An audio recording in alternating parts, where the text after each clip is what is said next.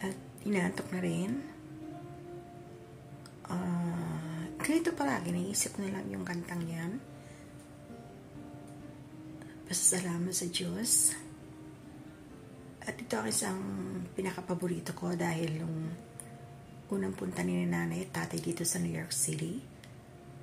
Yan po ang parang pasalubong sa akin, mga charismatic songs na yung tape pa ba, diba? Yung nire-rewind pa.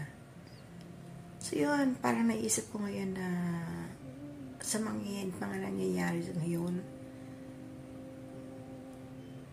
kailangan natin, whatever happened in our life, kailangan po natin purihin yung Diyos na may kapal.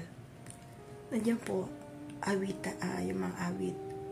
Basta, let's praise the Lord, di po ba? So, minsan ba natanong na rin natin sa ating sarili, despite of all the shortcomings natin or the failures na nagawa natin sa mata ng ating Panginoong Hesus, nandiyan pa rin po siya na nagtunay na nagmamahal sa atin. Di po ba?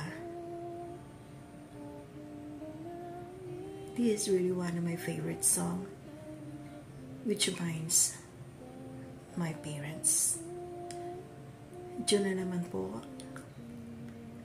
Ang buwan po ng June ay sa aming pagkakapatid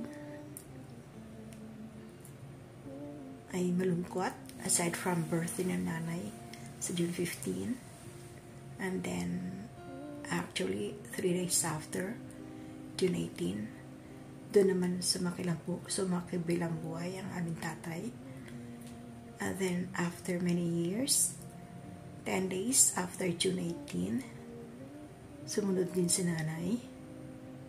So, parang ngayong June po ay napakalungkot at nagbibigay din po sa amin ng inspirasyon na kahit wala na po ang aming mga magulang, hindi po nila kami pinapabayaan.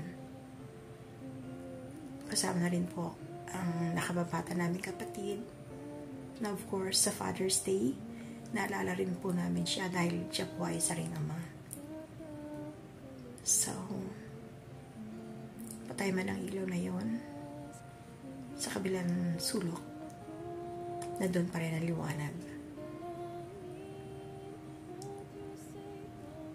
Thank you po sa inyo lahat.